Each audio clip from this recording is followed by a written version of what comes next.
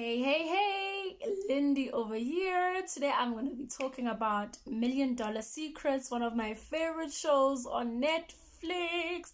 So these are the lessons that I learned from Million Dollar Secrets. And this is like from, I guess, the top 4 people that made it to the end.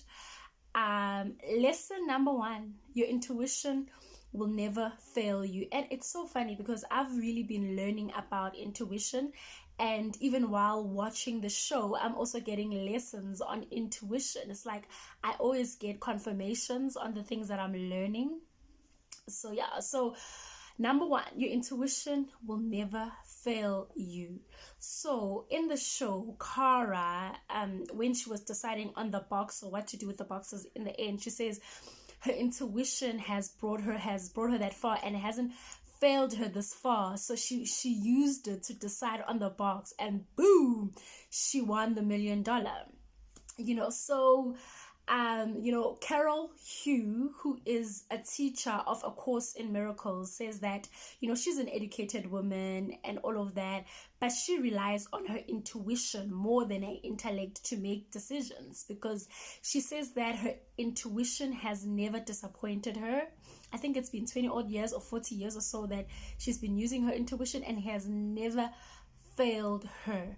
So, she says that your intuition knows the future and your intellect knows your past. Obviously, they work hand in hand, but the decider for her is her intuition.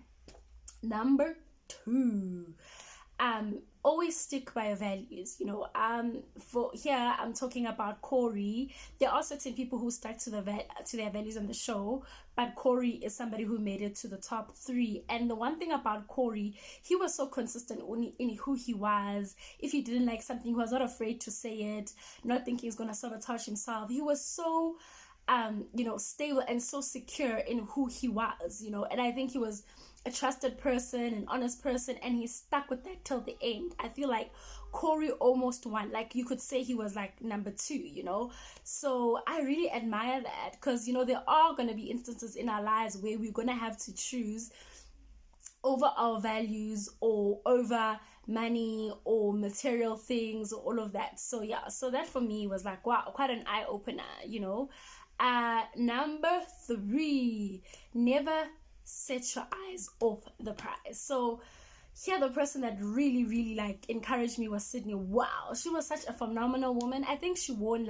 most of the challenges, and she was always like, bring it on. Hey, I can do this. Hey, she never ever set her eyes off that prize, and I feel like she really, really deserved to win, but she made it to the top 4. So she really I'm also learning about Neville Goddard, and in Neville Goddard's teachings, it talks about how you are the creator of your life, and you can create the life that you want to. Just never focus on only the 3D, what you're seeing happening here, but always focus on the end. And the more you continually focus on the end, the more in which you are gonna get what you want. So Sydney had faith. It's almost like she had a faith that she was gonna do it and she was gonna get it, and she was just always just like, hey, bring it on. And I feel like, even think about you in your life, when you want to really do something and you tell yourself, hey, I'm doing this, I'm solving this problem today, you will most likely solve that problem today. And when you're like, I'm unsure, it doesn't usually work. It doesn't usually work out. Sometimes it does, sometimes it doesn't. But the days in which you are sure, you're certain, you've got faith that you're going to do this, you do it. So so the top 3 things, again, it is your intuition will never disappoint you. It will never fail you. Number 2, always stick to your values, who you are, Number 3, never set your eyes off the prize. Always have the end in mind. And so I feel that though, for you to get to the prize, it's also important to make sure that you follow intuition, which is point number 1. And point number 2 is also stick to your values, stick to who you are, and then never set your eyes off the prize.